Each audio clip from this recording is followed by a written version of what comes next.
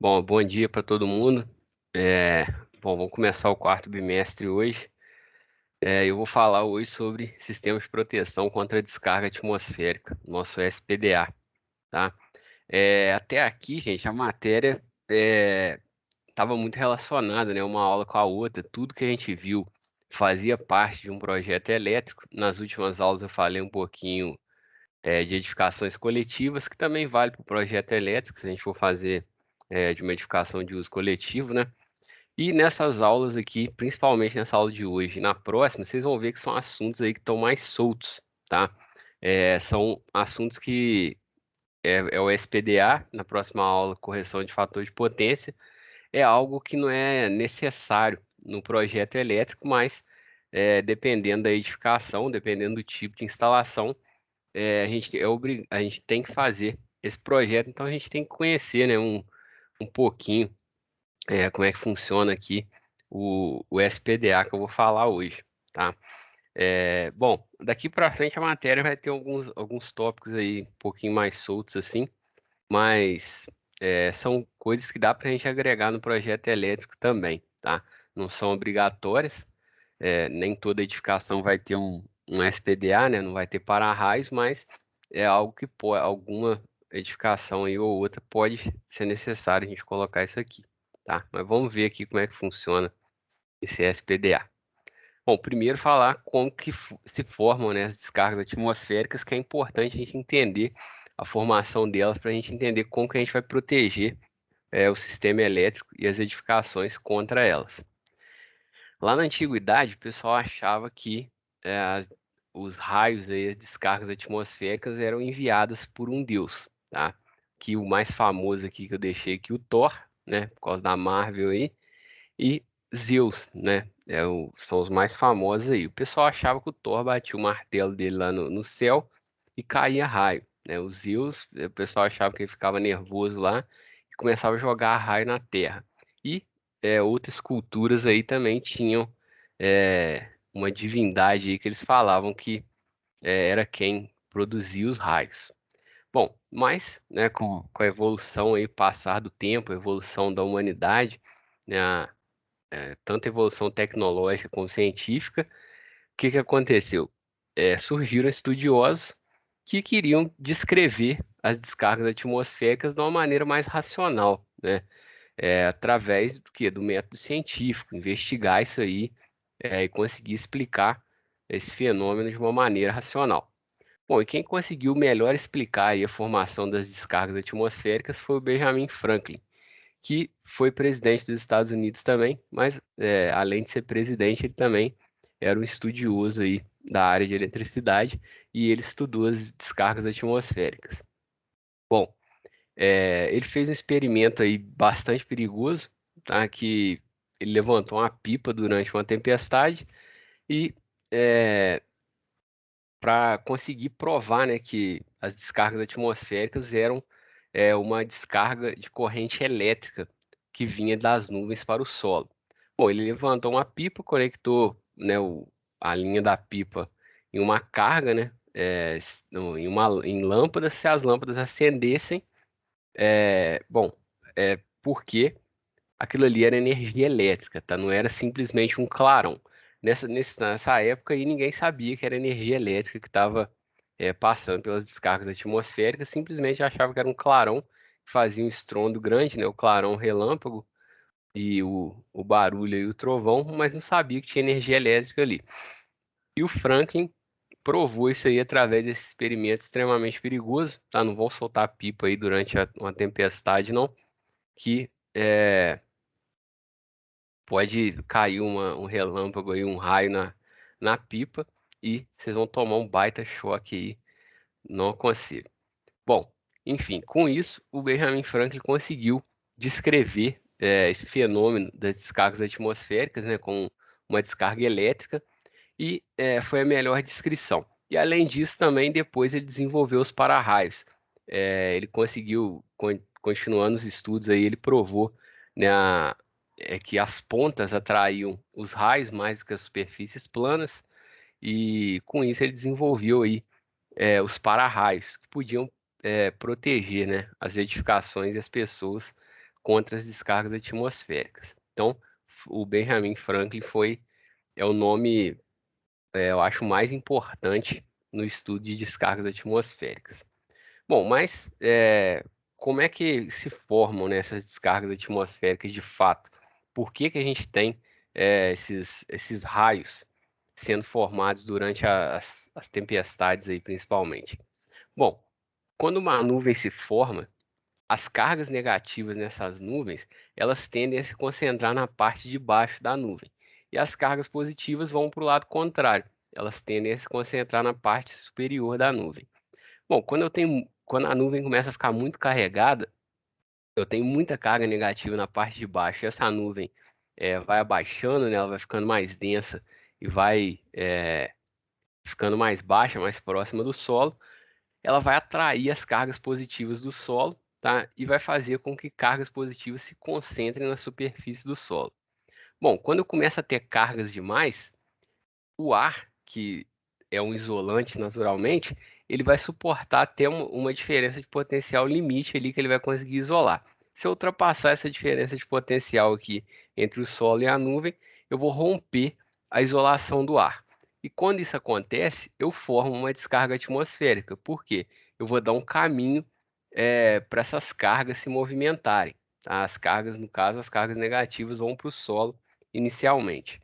E eu vou ter a descarga atmosférica, eu vou ter o meu raio, que é um caminho para a corrente elétrica, que é um caminho para a movimentação, ou melhor, para o deslocamento dessas cargas aí que estão na parte inferior da nuvem e que estão também no solo, tá? Bom, e também pode acontecer de ter uma descarga atmosférica entre duas nuvens, tá? Nada impede isso.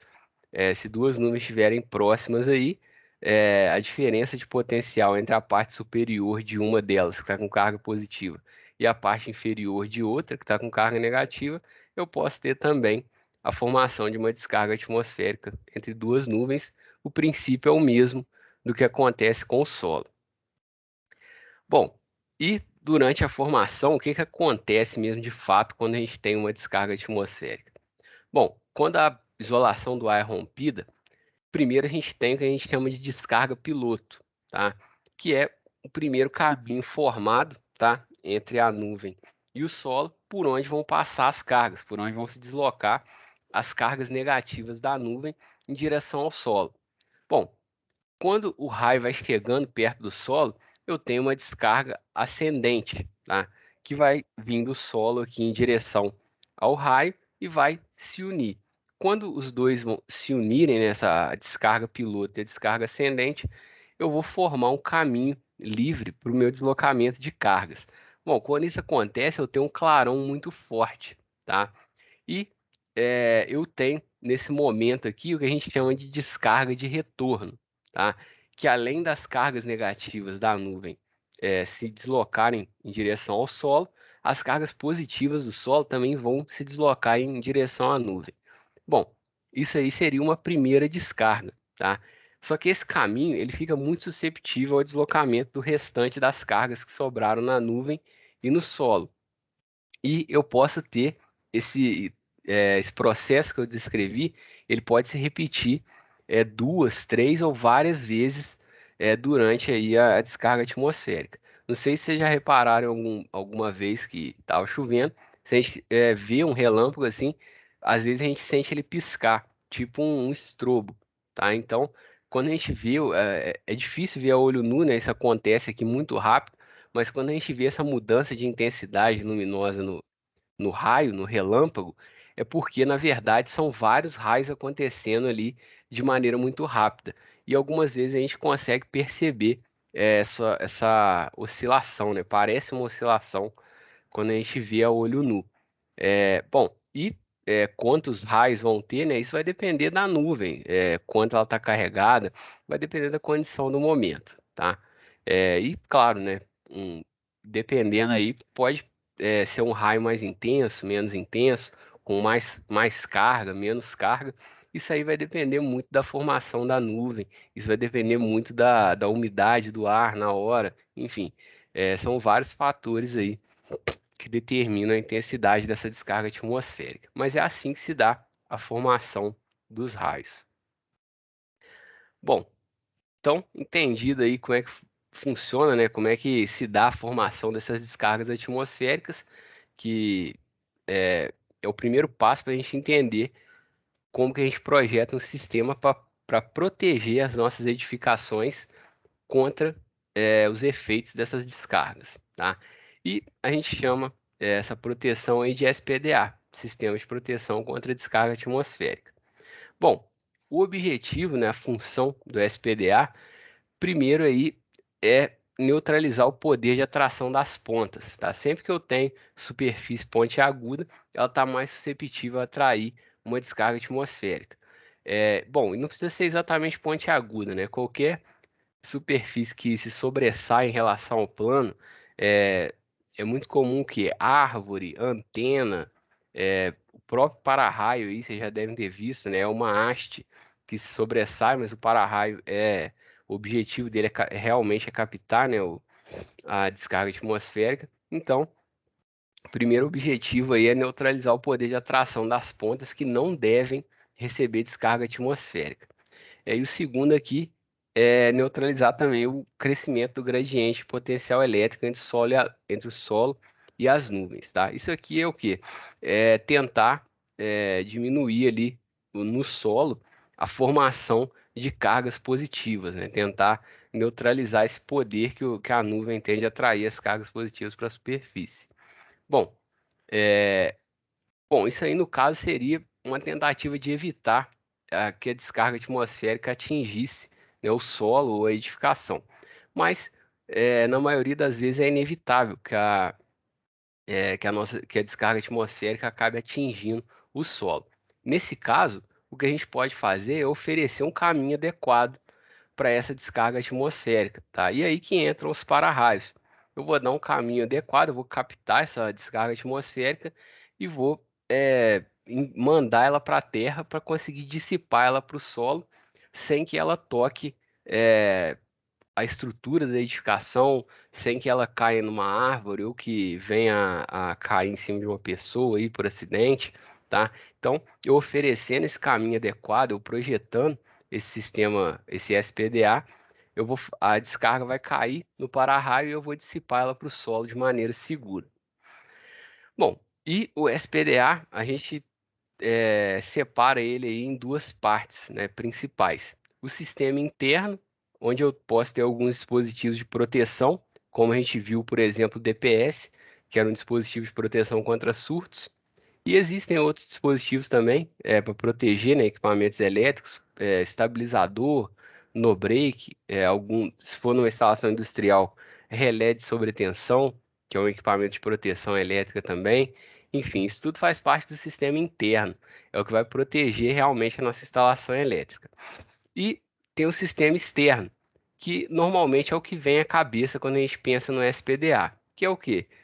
Ele é formado pelos captores, né, que são os próprios para-raios, os condutores de descida, que vão conduzir a descarga elétrica até o solo, e o próprio sistema de aterramento, que é quem vai dissipar essa descarga atmosférica para o solo.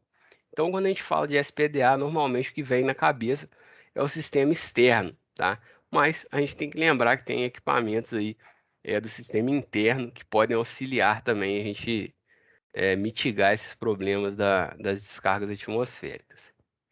Mas na aula de hoje aqui eu vou focar mais no sistema externo mesmo, tá? Para a gente conhecer como é que é a estrutura de um SPDA. Bom, a gente tem uma norma, tá, da BNT, que é a 5419, que fala para a gente sobre SPDA, é uma norma exclusiva para falar disso aí.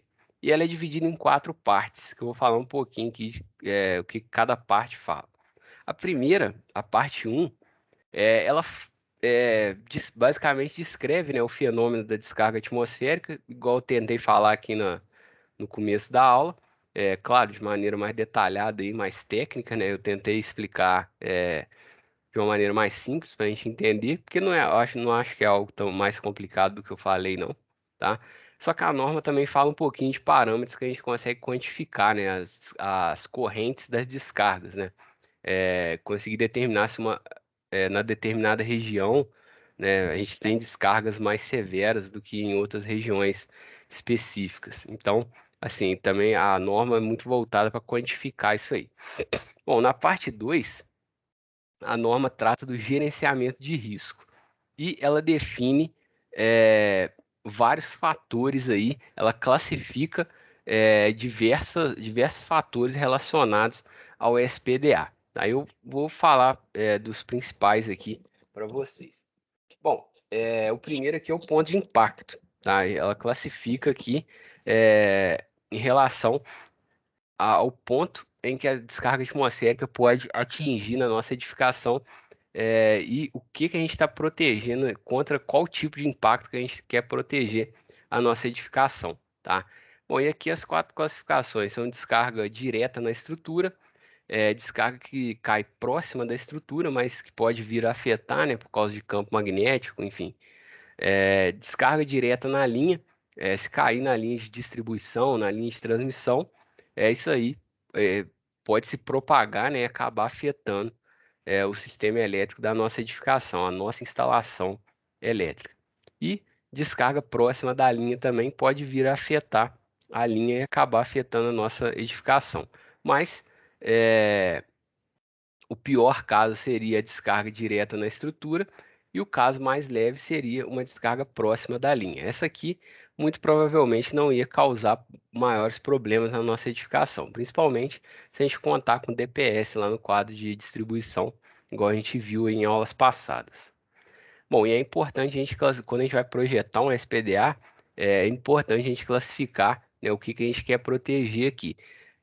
Se eu quiser proteger a minha edificação contra descarga direta na estrutura, o sistema de SPDA vai ser um sistema muito mais robusto do que se eu quiser proteger contra a descarga atmosférica próxima da linha, tá?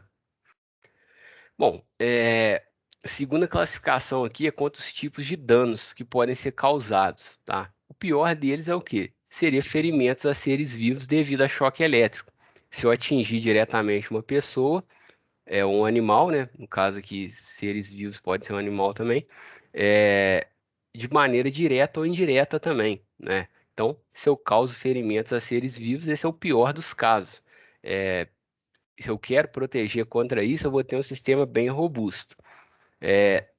Danos físicos, tá? Seria danos à estrutura, tá? Não, do jeito que eu escrevi aqui, pode até causar uma confusão o D1 e o D2 aqui, mas danos físicos seria danos à estrutura da edificação em si, tá? E o D3 fala de sistemas eletroeletrônicos. Se eu vou ter algum problema, né, com equipamento eletroeletrônico devido à descarga atmosférica.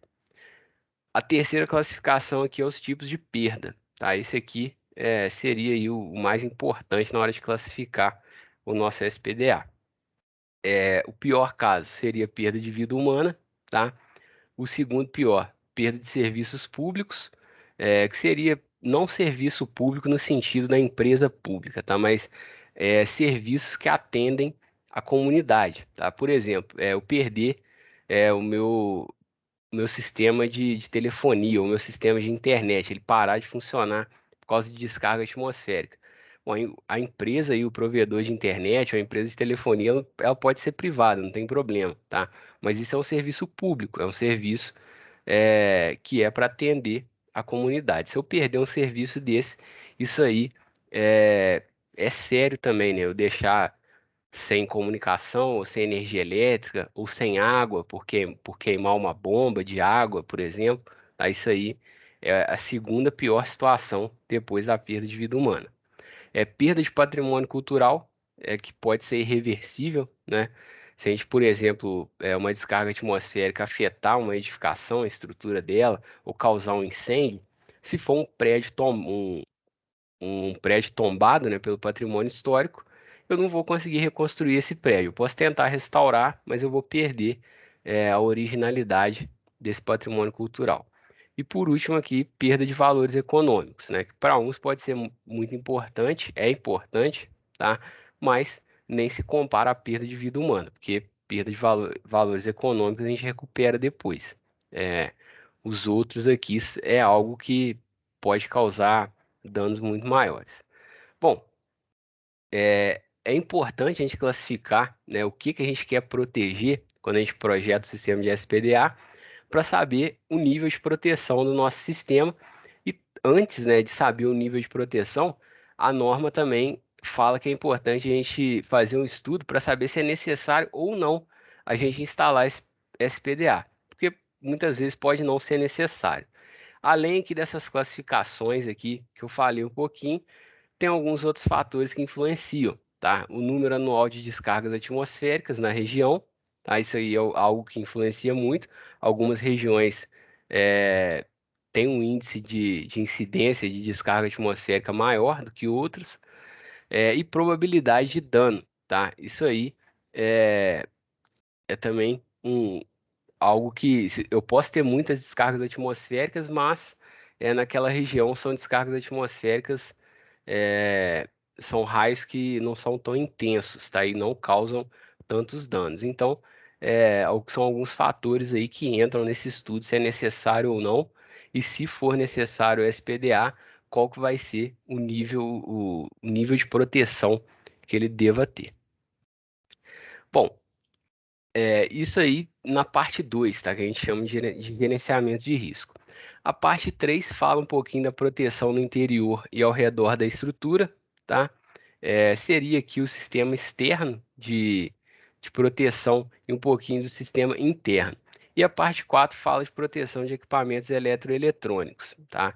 Aí seria a parte que fala do DPS, entre outros equipamentos aí que podem proteger os nossos aparelhos elétricos.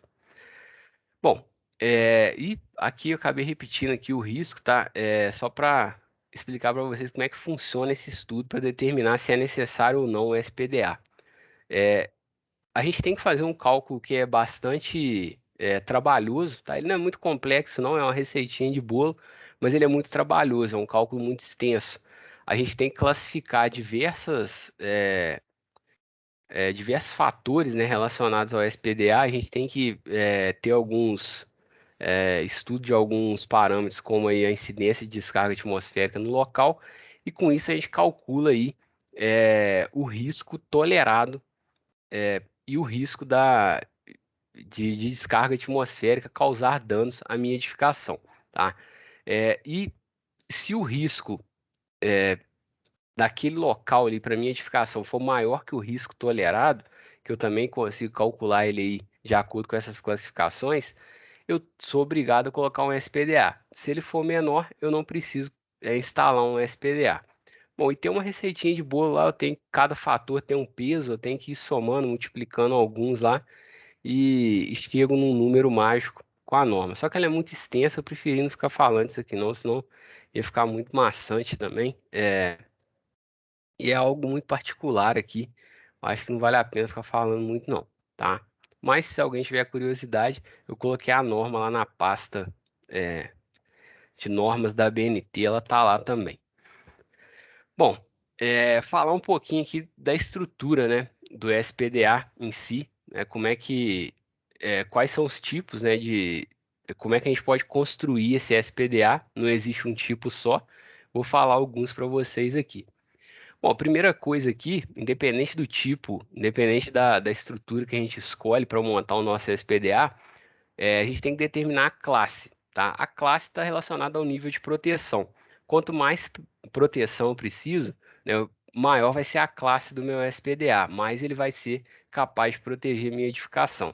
E a norma divide aí entre classes 1, 2, 3 e 4. Bom, aqui nessa figura tem a estrutura, né, de um prédio aqui ilustrada, onde a gente tem uma estrutura de concreto armado, tá? Onde a gente tem aqui as armações metálicas e o concreto armado nessas armações metálicas aqui. A gente pode fazer o SPDA de duas formas para uma edificação desse tipo, de concreto armado. A gente pode utilizar os componentes naturais do SPDA, tá? Que seria a própria estrutura do concreto armado. A gente pode utilizar nessas armações metálicas, que normalmente são de aço, para descer a descarga atmosférica do para-raio, do captor, que fica aqui em cima, até o sistema de aterramento, que vai ficar na base do nosso edifício, claro, né? Tem que estar aterrado. Essa é uma opção, mas nem todas as estruturas de concreto armado são capazes de suportar essas correntes de descarga atmosférica. E nesse caso, a gente tem que colocar os componentes não naturais, a gente tem que instalar um sistema de SPDA com um caminho exclusivo aí para descida de corrente. A gente pode fazer isso aí com condutores de cobre ou com condutor de aço cobreado também. Não tem muito problema, não tem uma exigência aí de ser condutor de cobre necessariamente não, tá? Mas nesse caso aqui, a gente vai aproveitar o caminho, né, do concreto armado, né, das colunas aqui, das vigas, mas a gente pode passar também o caminho aqui, os condutores de descida do SPDA. São duas opções aí que a gente pode fazer. Bom, lá no sistema de captação, lá no alto da edificação, a gente tem que instalar os para-raios, tá? E existem diferentes tipos de para-raio. Eu peguei aqui o mais comum, que é o para-raio tipo Franklin, que é esse aqui que tem uma haste e tem um captor na ponta. A gente tem uma haste aí para levantar, né, esse captor, para ele ficar no ponto mais alto da edificação. E o captor é esse aqui que fica aqui em cima, tem essas pontinhas aqui, tá? Ele vai ser colocado na ponta da haste. Bom, essa superfície pontiaguda, né, esse formato aí do captor, é justamente para facilitar a captação da descarga atmosférica, para atrair ela com mais facilidade. Aí eu tenho a haste, né, que a gente chama de mastro, né, tipo um mastro de bandeira mesmo, né, para levantar o captor. Tem o suporte contra voltagem, que é um suporte para não correr o risco da descarga atmosférica passar para o mastro e atingir a edificação, né? Correto aqui ela descer por esses condutores laterais. E tem que ter um sinalizador também, principalmente de noite aí para sinalizar para o tráfego aéreo, para não vir, por exemplo, um helicóptero e bater aqui no meu para-raio, senão eu vou causar um acidente aí de bobeira. Então tem que ter aqui esse sinalizador que vai ficar piscando lá para demonstrar que tem um para-raio ali naquele local e ninguém bater, né? As aves aí também agradecem, porque senão vem um urubu aí, e bate, vai derrubar o para-raio, vai dar trabalho, né? Bom, existem outros tipos de para-raio também, tá, gente? O tipo Franklin é o mais comum, mas eu tenho para-raios também que são laterais, né? Que não tem haste, que eu posso instalar na beirada, né, da minha edificação. Ele também vai atrair a descarga atmosférica. Eu posso ter o captor sem o mastro, tá? Eu instalar o captor, por exemplo, nos vértices ali do meu prédio, né, nas quinas do prédio em cima, ele vai atrair a descarga também, tá? Mas o mais comum da gente ver com a haste, né? É, também parece ser mais seguro, né? Fazer com a haste ali, afastar um pouquinho o captor. Bom, então, e é chamado de sistema aqui em malha, tá? Quando eu não tenho ali a haste, quando eu tenho simplesmente os cabos ali na aresta da minha edificação, a gente chama de sistema em malha. O outro, quando a gente tem haste, a gente fala que é um sistema suspenso. Bom, para a gente determinar aí é, o melhor local para eu instalar, né, o meu captor, ou quantos captores, quantos para-raios eu tenho que colocar, como é que eu tenho que dispor esses para-raios ali na minha edificação, eu tenho que usar um método aí para determinar o volume de proteção do meu SPDA. Eu tenho três métodos para isso, tá? E eu vou falar um pouquinho de cada um. Aqui vocês vão ver que cada um é mais indicado para algum tipo de edificação específica. Bom, o primeiro aqui é o método de Franklin, que é conhecido também como método do ângulo de proteção. Bom, o método de Franklin, a gente tem que pegar aqui a ponta, né, do captor e traçar um cone, tá? Com o vértice aqui na ponta do captor. Bom, se a edificação tiver dentro do volume desse cone, ela está protegida. Se eu tiver fora do volume do cone, ela não está protegida. Por exemplo, se o meu cone tiver um ângulo menor aqui, tá? E eu ficar com essa parte da edificação fora do cone, essa parte aqui está desprotegida nesse caso aqui. Então, eu tenho que garantir que a minha edificação fique dentro desse cone. tá? Claro, esse cone aqui é fictício, tá, gente? A gente tem que desenhar ele aí para verificar, né, se a edificação vai ficar dentro dele. Bom, mas vai depender do ângulo do cone, né? E quem que determina o ângulo desse cone aqui? Bom, aí vai ser a classe do SPDA que vai determinar o cone, tá? É, eu tenho que determinar a classe do SPDA de acordo com o nível de proteção que eu desejo ou que eu preciso, né, na minha edificação. E quanto maior a classe, maior vai ser o ângulo desse cone, ou seja, maior vai ser o volume que eu vou conseguir proteger. E a classe do SPDA, gente, significa o tipo de equipamento que eu vou utilizar, tá? Vão ser equipamentos mais robustos, equipamentos aí com a capacidade maior de captar e dissipar uma descarga atmosférica, tá? Eu posso ter, assim, eu projetar um sistema para ter a mesma quantidade de para-raios com a mesma disposição, mas eu tenho diferentes classes, né, de para-raio. É, claro, quanto maior a classe, mais caro vai ser, né, esse para-raio e o sistema de captação também. Mas eu tenho que escolher a classe correta. Quanto maior for a classe, maior é o meu ângulo de abertura aqui do cone. Bom, o método de Franklin, ele é indicado quando a gente tem uma edificação com uma área horizontal reduzida, tá? Eu não posso ter uma área horizontal muito grande, e quando eu tenho uma altura limitada. Se eu tiver um prédio muito alto também, o método de Franklin não é o mais indicado. Ele é indicado para edificações aí que tem uma área horizontal, a área do terreno pequena, não tão grande, tá? E uma altura média, dá um prédio pequeno. Se eu tiver um prédio, sei lá, não vou colocar andares aqui não, né? Porque isso depende do entorno também. Mas seriam edificações menores, tá? Porque quando eu calculo esse volume do cone, ele não garante 100% de eficácia, que eu vou estar realmente protegendo a minha edificação no volume desse cone. Eu posso ter uma pequena margem de erro aí. Bom, e aí a gente vem para o segundo método, que é o método da esfera rolante, que também é chamado de método eletrogeométrico, tá? Esse método ele é um pouquinho parecido aí com o método de Franklin, porém ele exige um pouquinho mais da nossa imaginação para a gente conseguir enxergar esse volume protegido. Bom, aqui no exemplo eu não tenho para-raios pontiagudos, né, com haste. Aqui eu teria um para-raio que está junto com a aresta, né, da edificação, no caso aqui, eu tenho que imaginar aqui uma esfera, eu vou colocar ela apoiada no ponto aqui do meu captor, né, em cima, eu vou rolar essa esfera. Onde a esfera não conseguir tocar, é porque está dentro do volume protegido. Se a esfera conseguir tocar alguma parte, é porque eu não estou protegendo. Tudo que a esfera está tocando, eu não consigo proteger. Bom, aqui na figura da esquerda, ó, eu tenho um para-raio aqui, um captor aqui, e tem um captor nessa parte da direita aqui do telhado.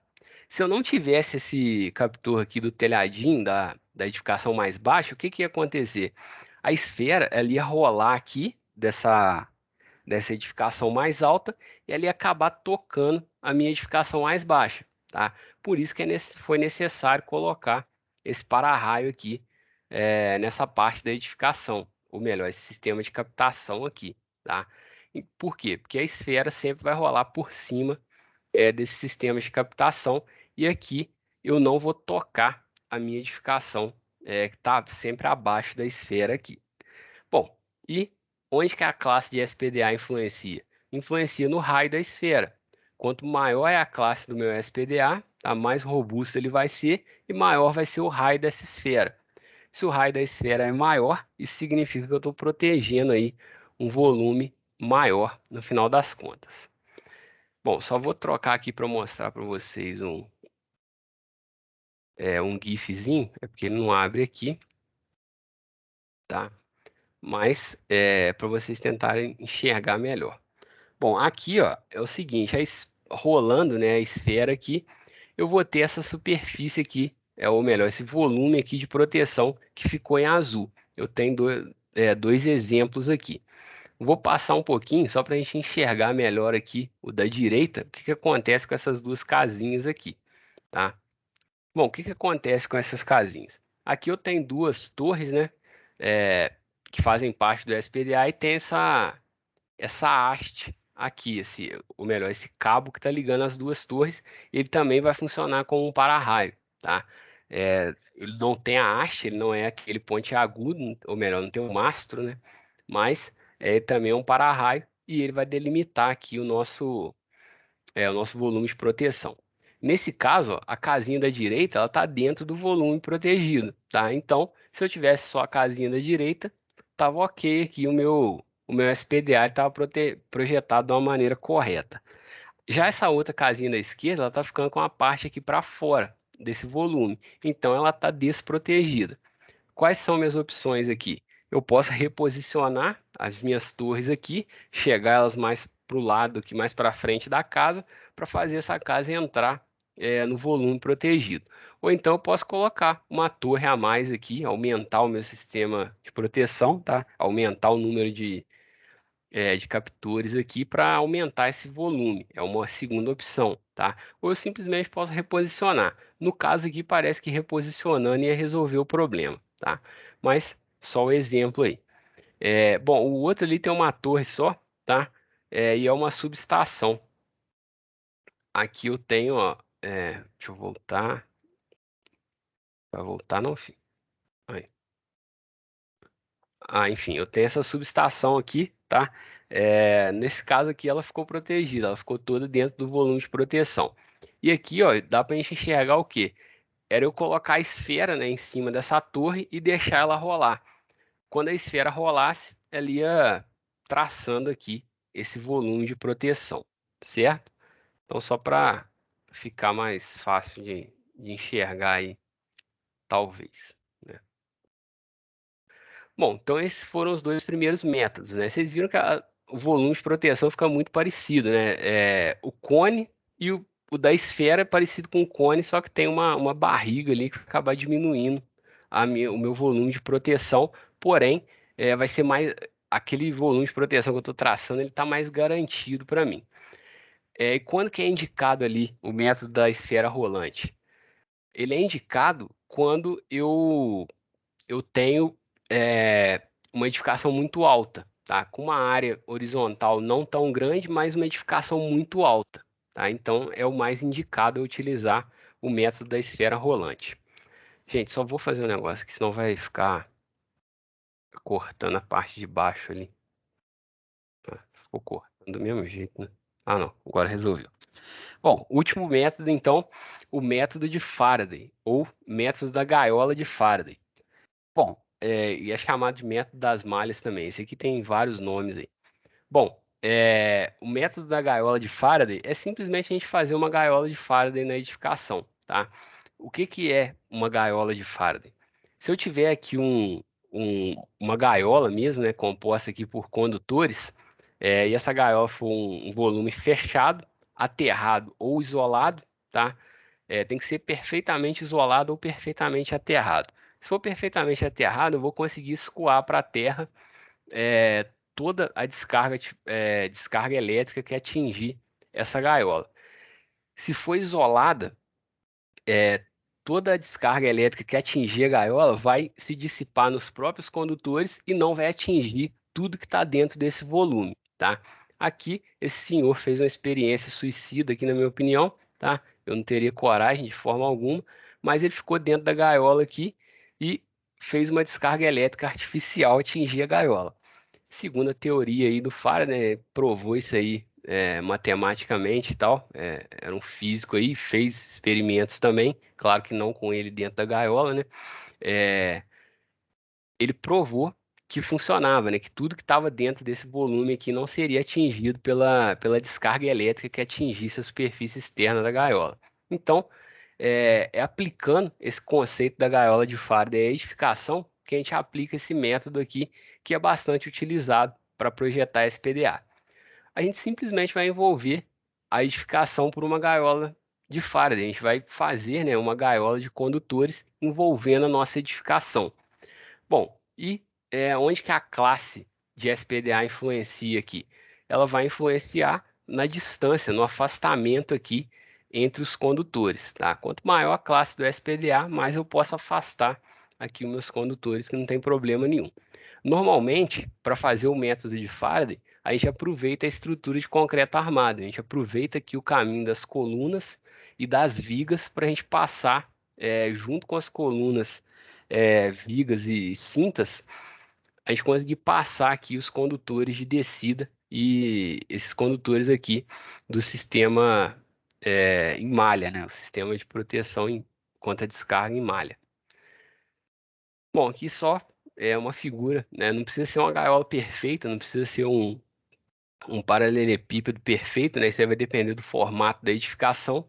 E eu posso sempre utilizar os captores, né? Junto com o método de Faraday. Não precisa ser uma gaiola fechadona, não. Eu posso combinar aqui alguns captores nas extremidades da edificação e fazer a gaiola aqui, que vai ficar até mais eficiente, tá? Esse aqui fica um pouquinho mais evidente, né? Bom, o mais comum, né, o mais seguro é eu combinar dois métodos. Combinar o método de Faraday, fazer essa gaiola aqui na minha edificação e combinar isso aí com captores lá em cima. E eu verificar também ou pelo método de Franklin ou pelo método da esfera rolante, o volume que é protegido por esses captores. Aqui no caso, se a edificação estiver saindo do volume, não tem muito problema. Por quê? Porque eu estou envolvendo ela com a minha gaiola aqui. Então, esses captores aqui na lateral e os próprios condutores de descida, se forem externos, né, se eles estiverem na parte de fora, eles vão funcionar também como para-raio para proteger a minha edificação. Bom, então aqui só resumão aqui, né, que eu acabei de falar, a combinação, né, do método de Faraday com outro método, seja da esfera rolante ou de Franklin. Ah, eu esqueci de falar, o método de Faraday, ele é utilizado sempre que eu tenho uma edificação baixa com uma área horizontal muito grande, tá? Se eu tiver pensar num galpão, por exemplo, né, que é uma edificação mais baixa, porém, galpão costuma ter uma área horizontal muito grande, o mais indicado é utilizar o método de Faraday para proteger esse tipo de edificação, tá? Bom, e mais seguro ainda é utilizar ele combinado com outro método aí para verificar esse volume protegido. Bom, antes, né, de iniciar um projeto de SPDA, é, é indicado, né, a gente verificar a necessidade de instalação desse SPDA, porque se não for necessário, você vai estar encarecendo muito a obra, né, um dinheiro à toa aí que você pode poupar. Então, antes de iniciar o projeto, tem que verificar a necessidade. Isso aí tem todo o passo a passo lá na NBR 5419 para verificar essa necessidade. É, a escolha do método de instalação, a gente sempre tem que levar em consideração o tipo da edificação, né? Se ela é uma edificação mais alta, mais baixa, olhar a área horizontal, se é maior, se é menor. Com isso, a gente determina aqui o método que a gente vai usar. Sobre o sistema de aterramento, não falei de sistema de aterramento aqui. Por quê? Porque a gente teve uma aula para falar só disso, né? O sistema de aterramento não muda nada, não. A gente vai ter hastes de aço cobreado fincado no chão. A gente pode ter diversas hastes interligadas, formando uma malha ou tendo uma manta, né? São aqueles tipos mesmo que eu falei lá na aula de aterramento. Porém, sempre que eu tenho um SPDA, eu tenho que esquecer lá aquela tabelinha lá da Energisa, que a gente trabalhou com ela, na coluna de aterramento daquela tabela, tá? O resto tem que olhar, não tem jeito não. Mas esquece aquela coluna de aterramento e tem que projetar o aterramento junto com o SPDA, tá? Para ele suportar as descargas atmosféricas que ele vai ter que dissipar para o solo. Então, sempre que eu tenho SPDA, o sistema de aterramento eu tenho que considerar ele parte do meu SPDA e fazer o projeto dele junto. Bom, e por último aqui, eu não falei, não fiquei, eu falei por alto aí da parte da proteção interna, tá? Mas eu acho que não tem muito para falar da proteção interna. O principal é colocar um DPS no quadro de distribuição, tá? E ele vai proteger os equipamentos elétricos contra surto. Se for um equipamento mais importante, aí, um equipamento caro, coloca um no-break, coloca um estabilizador. Se for um motor na indústria, ele já vai ter alguns relés, né, junto com o disjuntor para proteger ele. Tem problema com descarga atmosférica, coloca relé de sobretensão, tá? Não tem muito mistério essa parte interna do SPDA, não. Bom, mas é isso aí. Uma aulinha aí para vocês entenderem um pouquinho aí como é que funciona aí o SPDA, que eu acho bastante interessante e, dependendo da edificação, é muito importante. Dúvidas? Tudo tranquilo? Andrei, Oi. não tem uma forma de utilizar esses raios como geradores de energia, não? Olha, ter como tem. O problema é que, assim, os raios é uma coisa muito incerta, sabe? É uma coisa que é um fenômeno que não dá para você prever, né? Não dá para você prever quando vai acontecer, não dá para você prever a intensidade quando acontece, tá? Tem época do ano que vai chover mais, vai ter mais raio, normalmente no verão, né? No inverno não vai ter tanto. E, bom, é muito difícil, né? Por causa dessa incerteza. Mas possível é só conseguir captar essa energia, mas não sei se seria vantajoso do ponto de vista econômico, né, fazer um sistema desse para captar tão pouca energia. Entendi, valeu.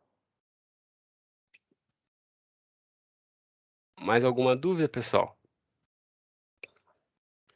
Bom, então, vou encerrar aqui. A gente tem outra aulinha daqui a pouco aí, só para dar uns 10 minutinhos aí para vocês tomarem uma água, esticar a perna aí. Então, até daqui a pouco. Tchau.